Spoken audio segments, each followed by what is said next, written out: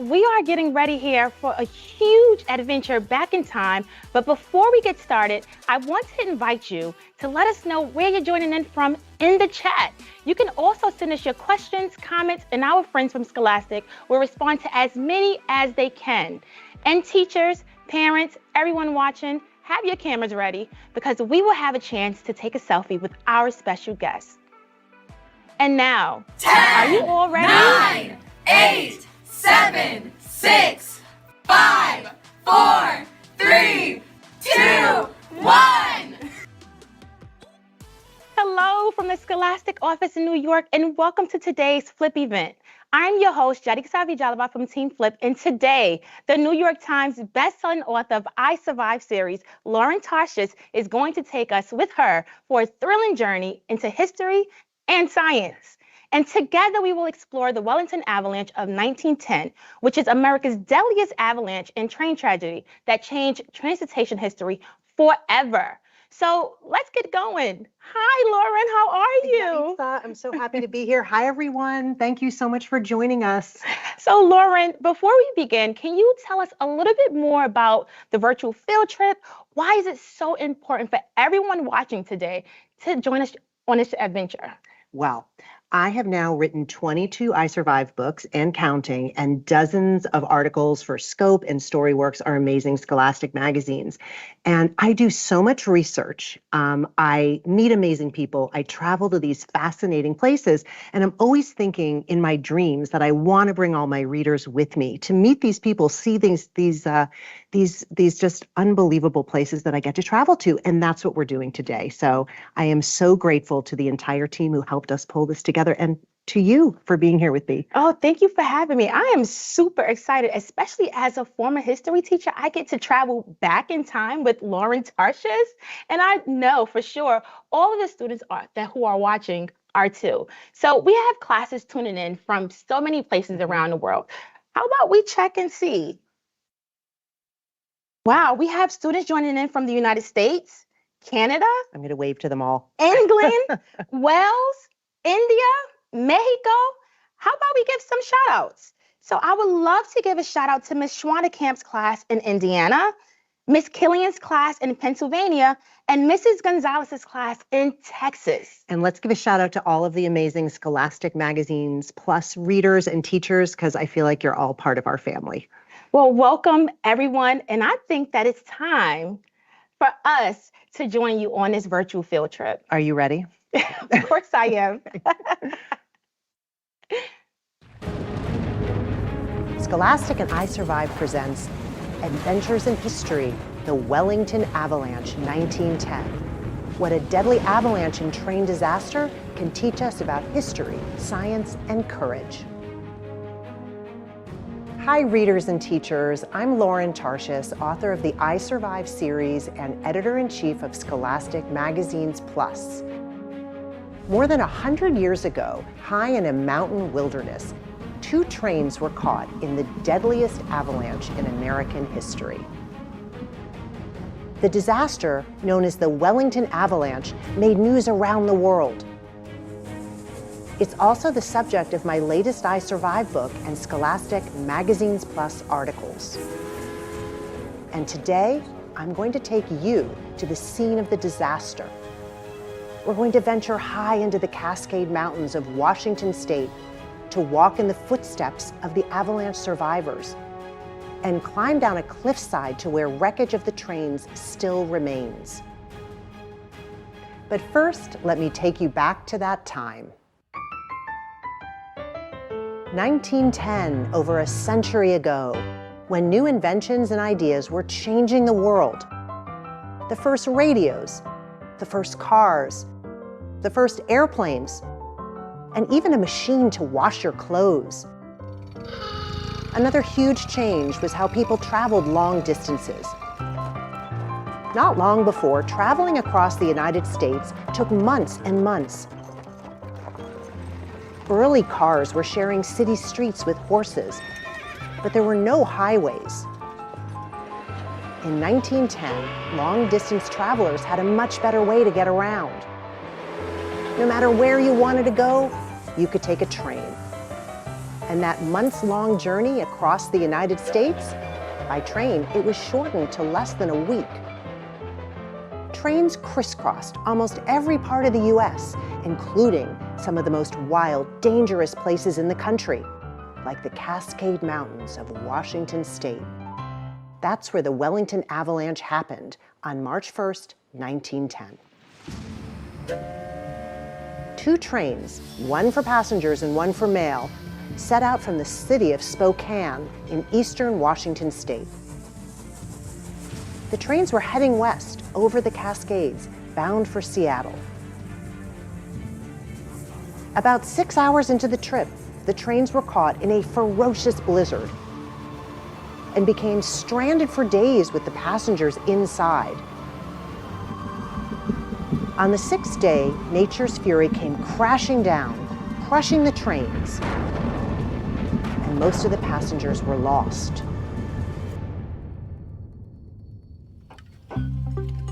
This disaster led to important safety changes on the railroad, including a less dangerous route over the Cascades. The town of Wellington was abandoned, and nature reclaimed the area, erasing most signs that it ever even existed. Over the many years that followed, this important historical disaster was mostly forgotten, but not by everyone. I learned about this event when I was nearby researching my I Survived the Eruption of Mount St. Helens book and articles. I was fascinated and knew you would be too.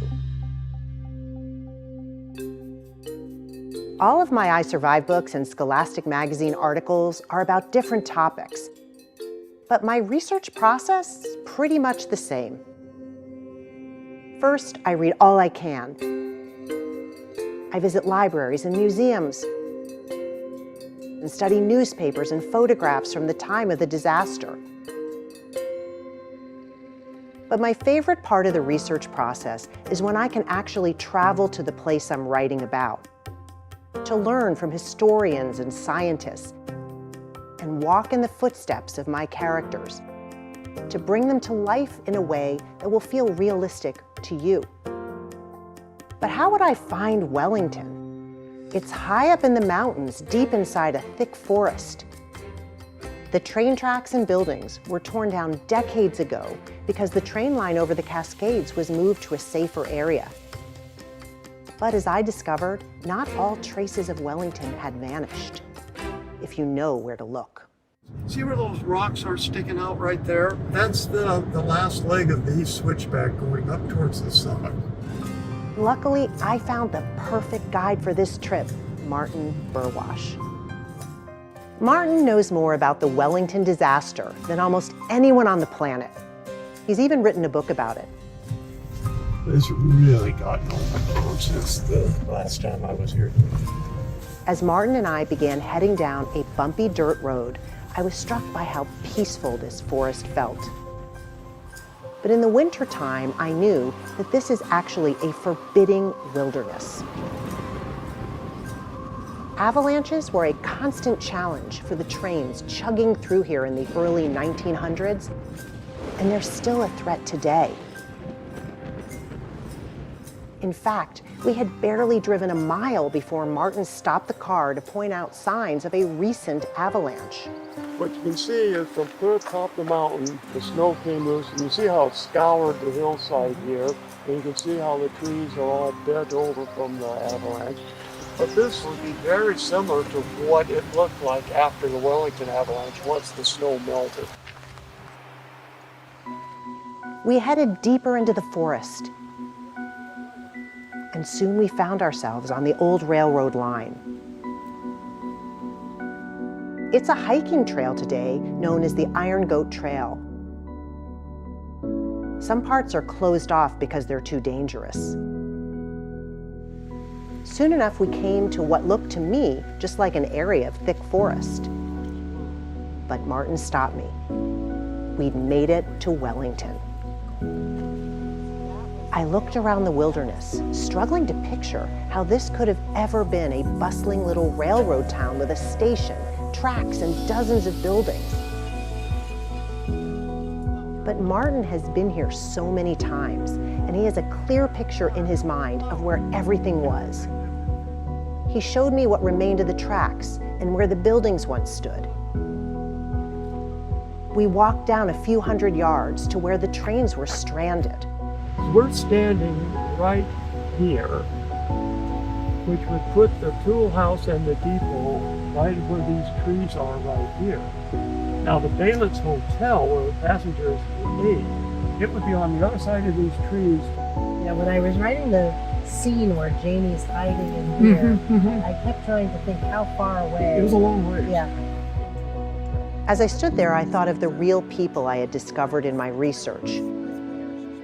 Like Ray Starrett, the 8-year-old boy who survived the avalanche.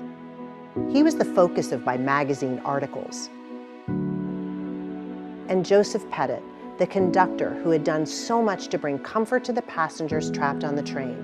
He was an important character in my I Survived book. What would it have been like for the people stuck on those trains? I knew from old letters and articles that it had been very cold and dark as the snow rose up past the train windows and in the mountains directly above them. They understood that there was a big risk of a bad avalanche. A large avalanche can carry 1 million tons of snow. An avalanche can move at more than 200 miles an hour. As Martin showed us, they can tear trees and giant boulders right out of the ground. Back on that train on the 6th day, the weather had suddenly changed. It got even worse. Past midnight on March 1st, the blizzard had turned into a fierce thunderstorm. The rain made all that snow on the mountain even heavier and more prone to sliding off. At 1:30 a.m., there was a sound, a kind of whoomph. It was the sound of a slab of snow, more than a half a mile wide and nearly 20 feet high, breaking off from the mountain. Within seconds, the avalanche had reached the 2 trains. The wave of snow picked them up, tore them apart in the air as it carried them over a cliff, hundreds of feet down into the ravine. There was a deafening noise, metal screeching, glass shattering, train engines hissing and exploding.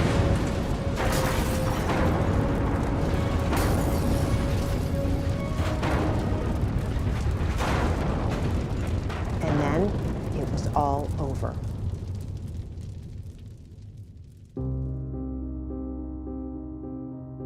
There had been 155 people on those 2 trains. Rescuers from the town risked their lives trying to pull people from the wreckage. But in the end, only 23 people came out alive. Most of the wreckage stayed at the bottom of the ravine, where it remains today, and Martin wanted me to see it. A viewing platform along the Iron Goat Trail overlooks the crash site. So when the avalanche hit, it pushed the passenger train over on top of the mail train. And then the whole mess went down over the canyon and got all jumbled together with all these logs and rocks and snow. The summer growth covered everything. So the only way to see the crash site was by rappelling down the steep cliff using a skinny rope to keep from falling. And this is where the wreckage of the train was, and it has a very solemn feel down here as we think of what happened here in 1910. We found ourselves in the middle of a 100-year-old debris field, surrounded by pieces of the wrecked trains. At that moment, the Wellington story became very real. One thing that we always emphasize, that yeah, you can come down here and visit, but visit. This is a graveyard. We are walking on ground where people lost their lives. Watch, look, observe, but leave it as the way you came to see it. As we walked around, Martin seemed to know every piece of debris and knew where it fit on the trains. So what we're looking at are bits and pieces of what we believe to be was a passenger coach. This apparatus here, this is part of the roof vent that would vent heat and air out of the coach. And then this piece here, these are the steps that would lead up into the coach. The passengers going in and out of the coaches would have stepped on those very steps.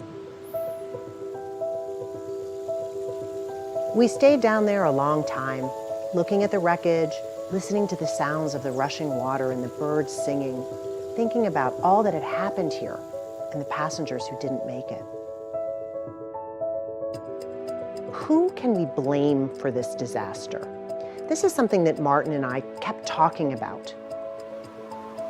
Blizzards and avalanches were, and still are, a fact of life in the Cascades.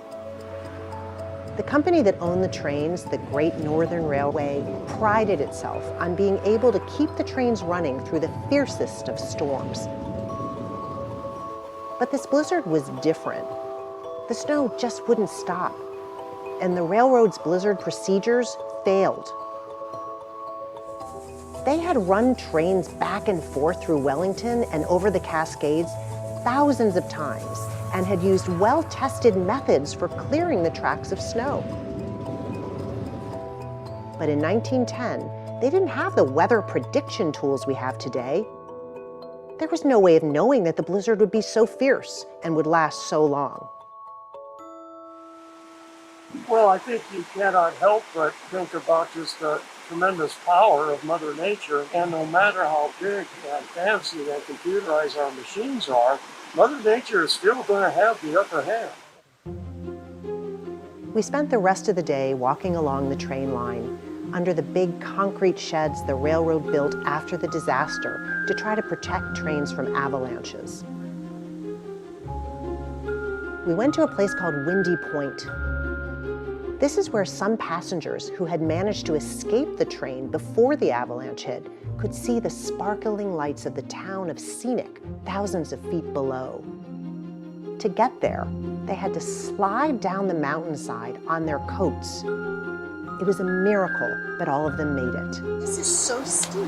I had no idea it was so steep when I was reading about this. This would be a terrifying mountain to ski down, sled down, or do anything down. But the people who told the tale described some tumbling, and they didn't know if there were trees or rocks, and it was truly a miracle.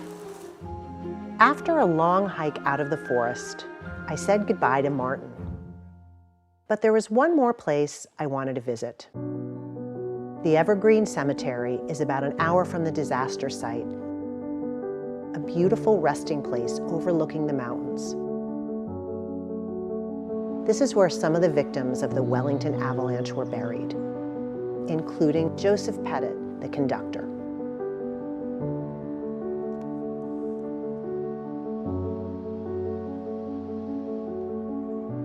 These well-preserved graves in this beautiful cemetery were another reminder of the lessons that history can teach us over and over again. That progress has been made through the sacrifices of good and brave people whose experiences can inspire us, that we can learn from disasters so that life is safer in the future, and that the work of historians like Martin Burwash is so important to keeping history alive for truth seekers and storytellers like you. I hope to see you soon on our next Adventures in History.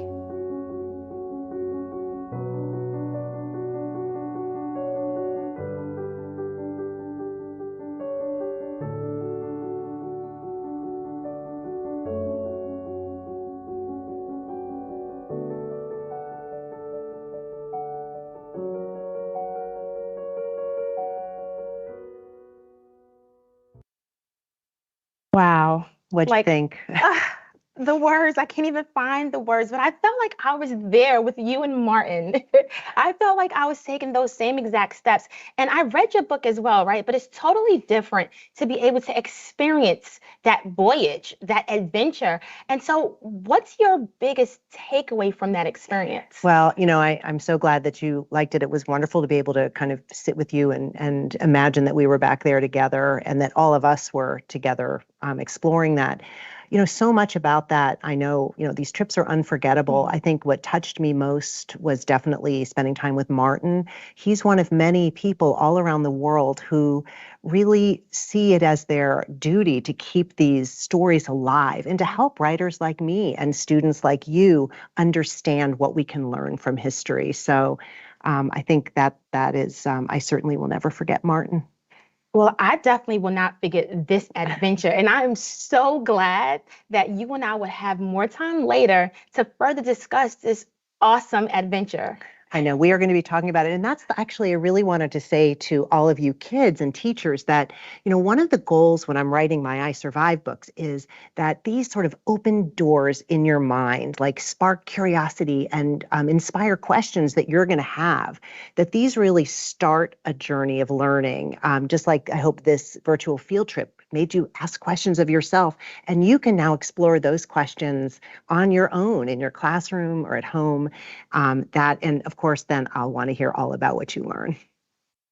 Well, I know for sure. I'm already reflecting on my teaching experience. And, we talk about the transportation boom and we talk about the transcontinental railroad and that connection that's straight across America. But you never really hear stories about the Wellington Avalanche of 1910. So this was extraordinary. And I know kids right now are probably jumping out of their seats. But I think we should switch gears. I think we're going to do a big gear switch right now. Yes. So students and everyone watching, take a seat, high five the person next to you, and let the adventure begin.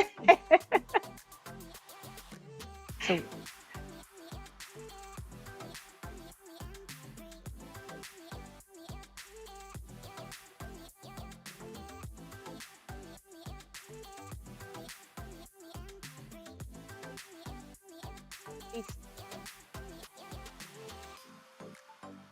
all right, I guess we're going to do a selfie now. Is that what we're doing? Yes, it's definitely time for selfie time. So grab your books if you have your copies. Get near your screens wherever you are, whether you're at home or in your classroom, because it's definitely time for a selfie. So we're definitely going to give you a few seconds to get set up. I see Lauren is already set up.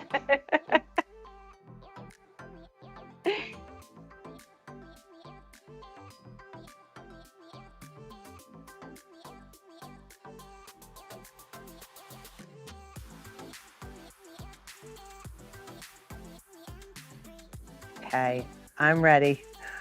You're definitely ready. Do you want to count everyone down? Oh, I guess. Oh, yes, yes, I'm ready. 3, 2, 1. I guess say I survived. I survived.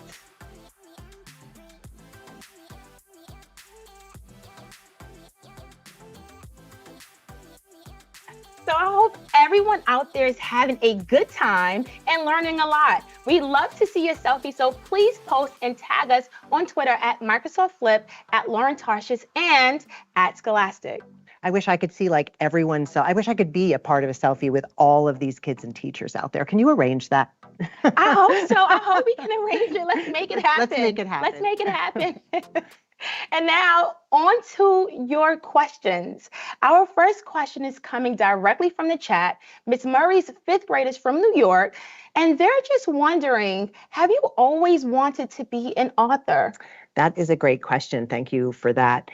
One of the stories that I always share every time I'm with kids in a classroom or by Zoom is that my dad was an author when I was growing up. So he worked at home and he wrote articles for magazines, and my mom was a teacher. Mm-hmm. So I do feel that that combination is definitely what inspired me. But I had absolutely no faith that I would ever be able to grow up to be an author or really do anything, because I actually struggled to read as a kid.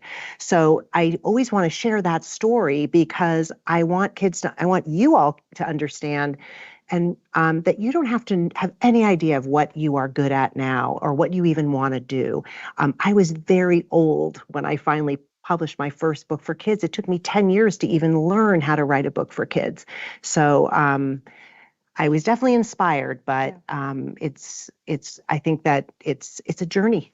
Yeah. It definitely is a journey. And my biggest takeaway from what you just said was learning and creativity has no age limit, right? So as long as you can think it, you can definitely make it possible. And you guys have so much time. Don't worry. Yeah. So, Lauren, in honor of today's special event, the Scholastic team created a flip group so that students from all around the world can ask questions directly to you. I know, and I've actually seen some of their questions, and I've been answering them and talking to some of them, not answering them, but I've loved seeing all of your beautiful faces and these amazing questions in the group. Well, great, because we have a few for you to answer today. So let's roll our first video question. Hi, Miss Laura. My name is Raylan. I'm from Kansas, USA, and I'd like to know if your first book series was I Survived. Thank you. Hi there, great question. My first book series was just 2 books called Emma Jean Lazarus Fell Out of a Tree and Emma Jean Lazarus Fell in Love, and they were totally different from I Survived. They were quiet novels about a girl named Emma Jean trying to figure out how to fit in 7th grade. So there were no tornadoes, no hurricanes, no avalanches. These were sort of quiet books. And thinking back, it's really what I love about being an author is that I can always be trying new things. So I love writing I Survived, but maybe one day I'll go back to Emma Jean or do something completely different. Or you could just write 1,000 books. So I'm going to get started tonight. Our next question is coming in from Jillian, and she's in Indianapolis. Let's hear this question. Hi, Miss Lauren. I'm Jillian, and I'm from Indiana, and I love your books. I was wondering, why did you start the I Survive series? Great question, Jillian. I started the I Survive series partially because of my 4 children. I have 4 kids, Leo, Jeremy, Dylan, and Valerie. And Dylan, when he was all of your age, he just didn't like to read. He didn't struggle to read like I did, but he just didn't want to. So I finally one day said to him, okay, Dill, what kind of book do you want to read? And he was very specific. He said, I want to read a book about a really cool topic with a lot of suspense. And I want the main character to be a kid like me. So, of course, he takes all credit for the I Survive series. I would too. I would too. And the chat is buzzing, right? So we have a class from Puerto Rico, and they're asking, what is your favorite I Survived book? Oh, I know I should just have an answer that I like throw out there, because I get this question all the time. And after, I have the 22 books and then there's all these beautiful graphic novels. How can I choose? The fact is that I do so much research on each one. And it's not only the research that's challenging. I write so many drafts after draft after draft. And then sometimes, like, I had a whole chapter ready for my new book that I'm working on, and I had to tell my editor, it kind of fell apart. I have to start again. So the process is pretty grueling. Each book takes about a year to write. And by the time they're done, those characters almost feel like they're my real kids. So I can't choose. And I'm always very partial to whatever book is the newest, because it's freshest in my mind. So it would definitely be, for now, Wellington, and the graphic novel of Hurricane Katrina. I just want to give a shout out to the amazing artist, Alvin Epps, and to Georgia Ball, who is the person who adapts all my stories into graphic novels. So those have been just incredible to watch come to life. Well, I enjoyed reading the I Survived Hurricane Katrina book. I have friends that live in New Orleans, and so I know about their experiences. So for me, it was all about relevancy. I was able to put pictures and graphics to what they went through. Right. We could talk about this forever. We will. We got lots of time. The next question is coming in from India. So, yes, India. Let's hear it. Hi, Mrs. Lauren. I'm Marushka from India. How do you pick the topics for your books? First of all, hi to everyone from all over the world, and in India. I am just so eager to go visit your beautiful country. So one day I hope I get to go there. I'm so lucky because I pick the topics of my books based on what kids seem to want to read about. And I get a ton of suggestions from kids. I mean, every day I get emails and letters from amazing readers who have, like all of you, who have the most incredible ideas. And, certainly a lot of my books are about very well-known topics like the American Revolution or Pearl Harbor, but a lot of them are about events that, I had never even heard about. And the Wellington Avalanche is an example, but also the Boston molasses flood. That was one of my favorite books to write, this giant tank of molasses that exploded in 1919 in Boston. And that suggestion came from actually an I Survive reader. So I'm lucky. I have amazing readers to help me. So what I would say is keep the letters coming. Please. And now we're on to our final video question. Okay. And this time it's coming from Pennsylvania. Okay. I'm Paxton. I was from Wellington, Pennsylvania. I was just wondering what's your next book of I Survived going to be about and what the title is. I'm just loving all these questions so much. I want to have conversations with all these incredible readers. So thank you so much, Paxton. My next book, which I'm working on right now, I was up until 2 a.m. working on it, is on, I'm going to challenge you. What do you think the most powerful earthquake in American history was? I don't know. Well, a lot of people, including me, I would have thought it was the San Francisco earthquake, right? Wouldn't you guys have thought that? And I actually wrote a book about the San Francisco earthquake. But it turns out that the most powerful earthquake in American history was the Alaska earthquake of 1964. And you guys can sort of even look this up a little bit because there's some incredible pictures that you can see. And what's really interesting about it is that just like in the Wellington Avalanche, how that event helped make us safer in travel across the mountains. We learned so much. Scientists learned so much about seismology, the study of earthquakes, from that earthquake that has really helped our understanding today. So that comes out in the fall. I got a lot of work to do.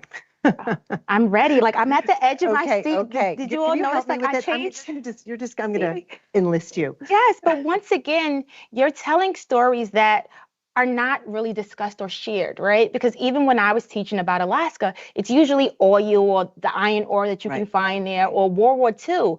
I never thought about a hurricane. Well, an earthquake, and it's true. Well, I think that you're so right, and I think that that's another thing I've really learned from writing this series and from writing all these articles, is that there are just millions and millions of stories, and sometimes some of the events are well known, but there's always something fascinating to learn. And I would also tell you kids, you should talk to your parents, your grandparents, your great-grandparents, your caregivers, and ask them if they remember events from when they were kids. Maybe they weren't in them. Maybe they didn't fight in World War II, but I think there's just so much that we can learn about history and lessons then that help us today. Oh, for sure. And once you get at that information, just send the letters.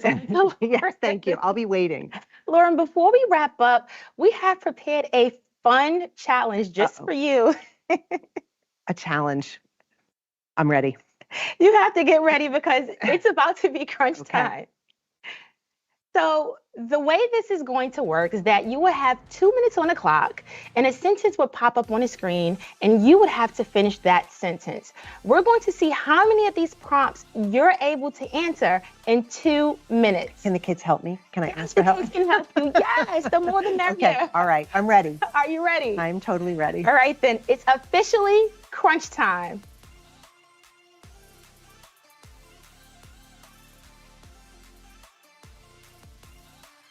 Okay, my secret talent. Oh no, what is my secret talent?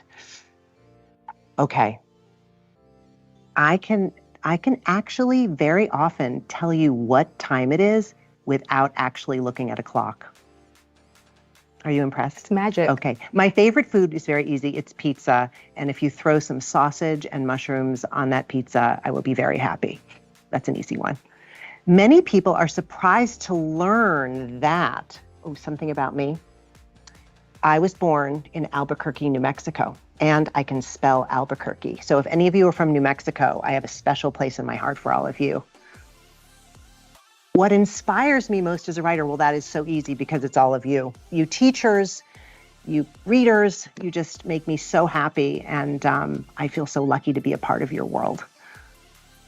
The first I Survived book I wrote was, oh my gosh, that was the Titanic. And here's a little secret. I didn't want to write about the Titanic. I had all these ideas, and then they said, it's Scholastic, you have to write about the Titanic because everyone wants to read about the Titanic. And they were totally right. My favorite place to write is on a train. That's super easy. Love a train. My favorite place to visit in my research was, well, that is very hard. But I think that the trip that I really, really loved was to travel through South Dakota. I met so many amazing people. That was for the children's Blizzard book, and that was especially memorable. My favorite, okay, and my advice for young writers is just get started. Writing is not a talent. It's something you learn to do by practice. My favorite writing snack is barbecued potato chips and maybe ice cream with whipped cream. And when I'm not writing, I'm with my family, my grandson, my dog, sewing. I have very boring hobbies. I did it. You did it. And I'm sure everyone out there helped. They so did. sure the I kids felt helped. them. I heard them. They were helping me. You mentioned pizza. I love eating pizza with mustard. You know, I think that you mentioned that to me, actually, and I've been both fascinated and haunted. So can we go out? We're going to try it. Yes. Okay, we're going to try it. You're going to love it. You can I thank know. me later. I'm sure you're right. Well, Lauren, thank you so much for your time and for taking us all on this thrilling adventure. You have inspired me, and I know for sure you have inspired all of our viewers. Well, I'm so grateful to you. And I just want to thank everyone from Flip and my incredible colleagues at Scholastic, Kimon and Lara and Seal and Brooke and Talia, who helped produce this, and my husband, David, who also gets a big shout out because he really helped on this video. So I'm just so thrilled to have had this chance to be with you. Thank you for having me. And do you have any final thoughts that you would love to share with students who are watching? I would say the last thing I will say to all of you is, number one, kids, I want you to turn to your teachers and thank them for all they are doing for you. And I want to give a huge shout out to all of you teachers for just being there for our kids and for all of us. And I think, again, what do you want to learn next? I hope that this virtual field trip put lots of questions in your mind, and you can start right away looking on your own to answer them. So I hope I see you again soon. That was amazing. And thank you so much. And let's all remember that learning and inspiration is never over. So head on over to flip.com/Lauren Tarshis to find today's group, and so that your students can reflect on all that they've learned during today's live event and submit your questions to Lauren. And don't forget to enter for a chance to win a library of I Survived books. To enter, visit scholastic.com/I Survived Adventures. 3 lucky winners will be selected. Plus, every visitor will be given free access to Lauren's Wellington Avalanche stories, featured in Scholastic Magazine's Plus. Also, we have live Flip events almost every week. Next week, we'll be learning all about manatees. On December 1st, your students will have the chance to meet Mary Pope Osborne and celebrate 30 years of reading Magic Tree House. And then on December 8th, we will be celebrating Computer Science Ed Week with our friends from Minecraft. And before wrapping up, I want to invite you all to explore some of the incredible live online classes offered by our friends at Take Lessons. They have classes on any topic. Thanks so much again for being here. Thanks again, Lauren, for taking us on this awesome virtual field trip and back in time. Thank you so much. Bye, everyone. Have a wonderful day. Thank you so much. On behalf of Flip, Scholastic, and Lauren Tarshis, thanks for watching, and we'll see you next time.